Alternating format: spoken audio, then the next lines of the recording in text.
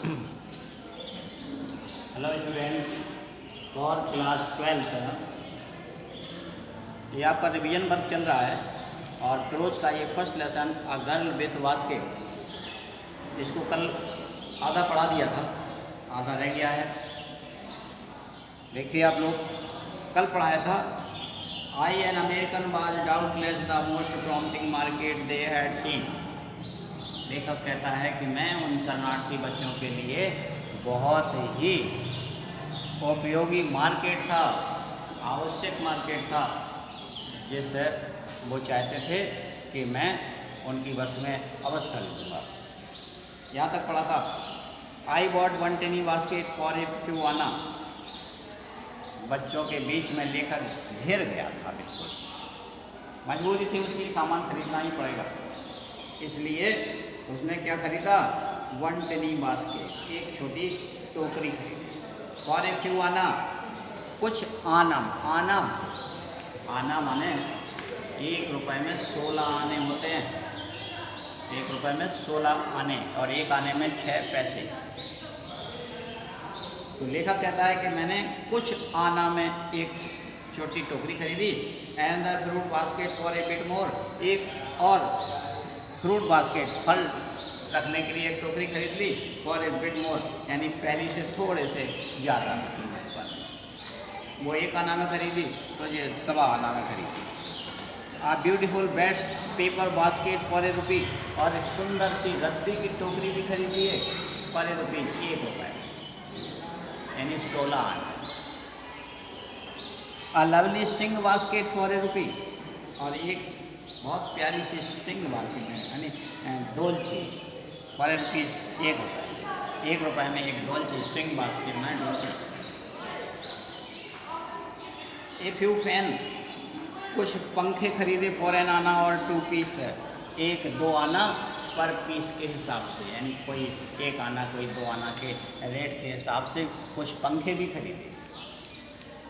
My arms where field, लेखक कहता है मेरे हाथ भर गए, काफ़ी चीज़ें खरीद ली और उसके हाथ भर गए। And I had not spend 50 cents, और लेखक कहता है कि अभी मेरे 50 सेंट भी खर्च नहीं हुए। 50 सेंट मतलब 1 रुपए में कितने होते हैं? लगभग 40 सेंट। एक रुपए में 40 सेंट के लगभग होते हैं, नहीं 37 सेंट होते हैं। तो मतलब कहने का अभी 50 सेंट खर्च हुए उसके, कहने का मतलब 2 रुपए के लगभग खर्चा हुआ, 2-2.5 रुपये खर्चा हुआ उसका, और उसके हाथ भर गए। द चिल्ड्रन पास्ड इन, बच्चे पास्ड इन जाते गए, जिनकी सामान बिक गया वो खुशी से नाचते हुए चले गए।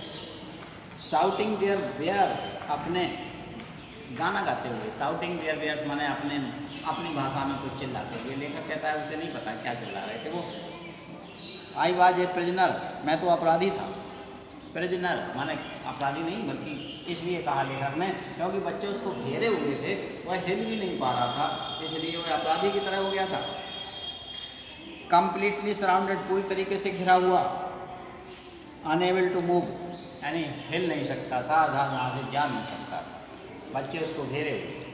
The most diligent aggressive vendor was a beautiful girl of 9। ये आपका जो लेसन था गर्ल विथ बास्केट, यहाँ से उस नाम का जिक्र आया। उन सभी वेंडर्स में, वेंडर माने जो सामान बेच रहे थे, उन्हीं सब में एक बहुत ही परिश्रमी एग्रेसिव वेंडर था, आक्रामक वेंडर था। ब्यूटीफुल गर्ल ऑफ 9 साल की एक सुंदर सी लड़की, 9 साल की थी। एग्रेसिव माने बहुत ही आक्रामक, आक्रामक माने लड़ाई में नहीं, बल्कि अपना सामान बेचने के लिए बहुत आतुर, उत्सुक, संघर्ष कर रही थी बेचने के लिए। Right in front of me, मेरे सामने थी। लेखक कहता है उन सभी वेंडरों में एक 9 साल की लड़की थी, वो सबसे ज़्यादा एग्रेसिव थी, वो मेरे सामने थी। She had a lovely basket with handle, handle वाली यानी उसके हैंडल वाली टोकरी लिए हुई थी, अर्थात पकड़ने वाली, और डोलची कहते हैं इसको, डोलची लिए हुई थी। And C wants ₹1.50 for it, और ₹1.50 बेचना चाहती थी वह, ₹1.50 ₹1.50 में बेचना चाहती थी। अभी तक लेखक ने 1-1 रुपये खरीदी थी वो, अब ये ज़्यादा चाहती थी क्योंकि इसकी ज़्यादा अच्छी टोकरी थी। और अबाउट 30 सेंट, 30 सेंट यहाँ से पता चल गया, देखिए ₹1.50 चाहती थी और 30 सेंट चाहती थी, इसका मतलब 20 सेंट में 1 रुपये, 1 रुपये 20 सेंट,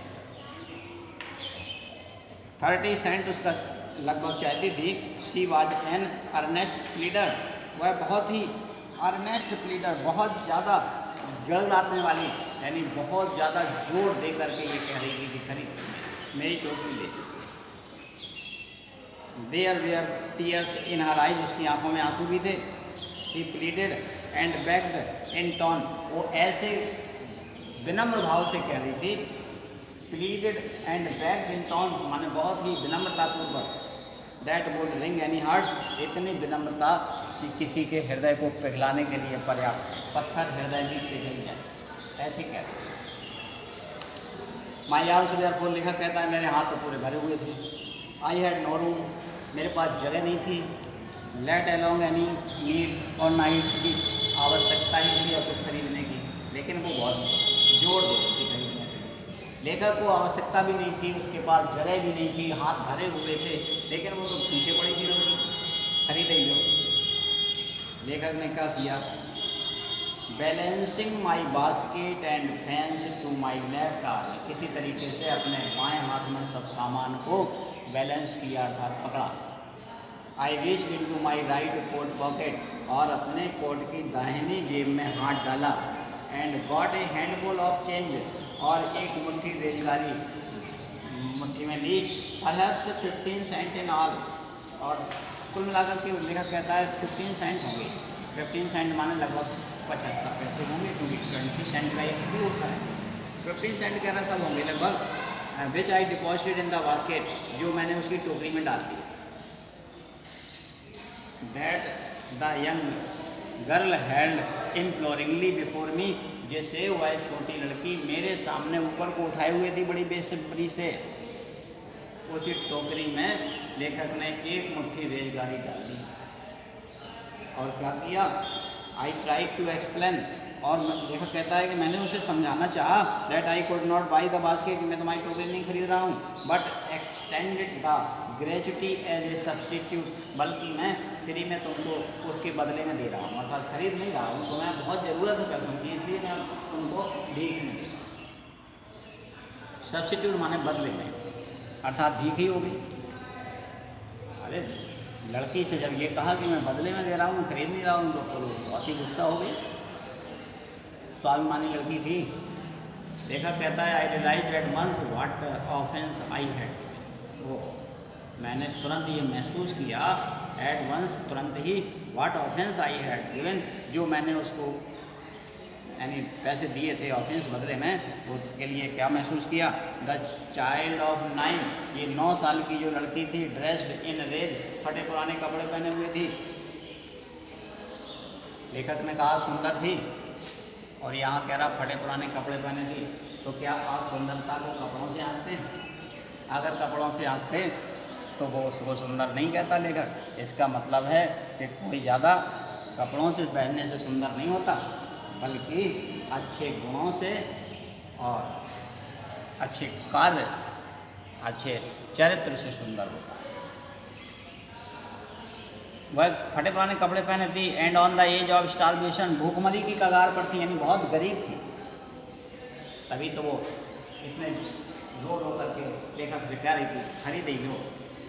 रेस्ट हर चिन, और यहाँ पर जब लेखक ने उसके डोलची में पैसे डाल दिए फ्री में देने के लिए, तब उसने क्या किया, रेस्ट हर चिन, उसने अपने सर उठाया ऊपर की तरफ, रीच्ड इनटू द बास्केट, और बास्केट से वो जो हाथ डाला उसने, एंड विद ऑल प्राइड, और वो रेजगारी जो लेखक ने डाली थी उसको पकड़ा पूरी गर्व के साथ। एंड ग्रेसियसनेस ऑफ ए लेडी, महिला की महानता के साथ। हमारे देश की ये महिलाओं की ये महानता है कि किसी की वो लालच में नहीं आती, कोई उनको भीख पसंद नहीं, बल्कि काम के बदले में पैसे चाहती है। Graciousness of lady handed the money back to me.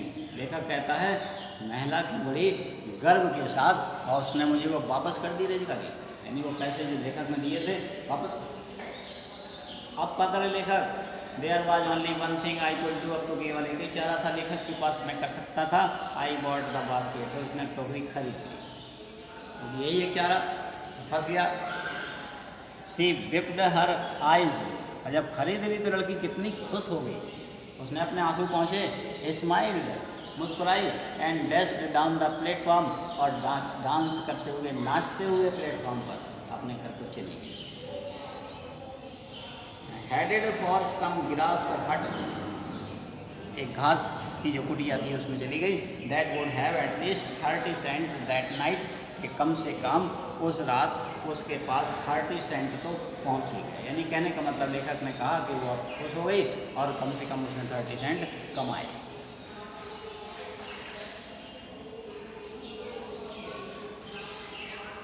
लेखक कहता है I told this story to prime minister Pandit Jawaharlal Nehru. मैंने यह कहानी उस समय के प्रधानमंत्री पंडित जवाहरलाल नेहरू को सुनाई। यानी ये लेखक, अब आप पता चला कि किताब कितनी पुरानी लिखी है। जब जवाहरलाल नेहरू प्रधानमंत्री थे तब ये पाठ लिखा गया होगा। आई टोल्ड हिम, मैंने उनसे बताया, it was one reason I had fallen in love with India, कि मुझे भारत से लगाव क्यों हो गया, मैं भारत से स्नेह क्यों करने लगा। लेखक कौन है ये? W.C. Douglas, William C Douglas. ये भारत से बहुत स्नेह करते थे, तभी यहाँ भारत की भ्रमण की यात्रा पर आए थे। और क्यों करते थे, पंडित नेहरू को उन्होंने बताया, क्योंकि यहाँ के लोग इतने अच्छे थे। अब आज हों चाहे ना हो, आज भी हैं, उस समय की बात है कि यहाँ के लोग इतने स्वाभिमानी थे। तो नेहरू जी को बताया, the people I saw in India there in the village as well as those in high office. लेखक ने बताया जवाहरलाल नेहरू जी से कि भारत के लोग चाहे वो गांव में हों और चाहे दफ्तर में काम करने वाले हों, हैव बोथ प्राइड, दोनों के पास गर्व है, and lively sense of decency and citizenship, उन्हें अपने देश के नागरिक होने के लिए गर्व है कि वो भारत के नागरिक हैं। इस बात के लिए उनके अंदर एक गर्व की भावना है। They also have a passion for independence, और स्वतंत्रता की भावना भी उनमें है कि अब हम आज़ाद हैं, क्योंकि देश उस समय नया नया आज़ाद हुआ।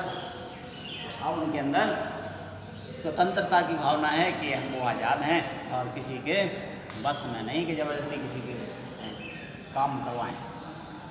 This beautiful child born in squatter and poverty, इस सुंदर लड़की जो कि गरीबी और गंदगी में पैदा हुई, uneducated both in grammar and manner, शिक्षा और साक्षरता दोनों से ही अनभिज्ञ, had given me a glimpse of warm soul of India, उसने मुझे भारत की झलक दिखला दी कि भारत के लोगों में कितना स्वाभिमान है। इसलिए ये लेखक भारत से स्नेह करने लगा था।